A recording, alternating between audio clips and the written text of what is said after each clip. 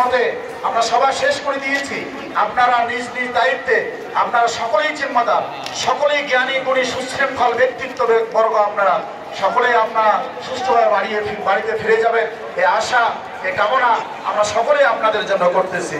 ভাই, আজকের আমরা যেভাবে ডেকেছিলাম যে আজকে আমরা একটা বিশাল প্রতিবাদ মিছিল করব, কিন্তু যে গণ প্লাবনে পরিণত হয়েছে রাসমেলা ময়দানে, আজকে আমরা এখান থেকে একটা ইতিহাস তৈরি করে গেলাম আমাদের প্রজন্মের নিকট যে ইতিপূর্বে কুচবিহারবাসী এই ধরনের জমায়েত কোনোদিনও দেখেনি।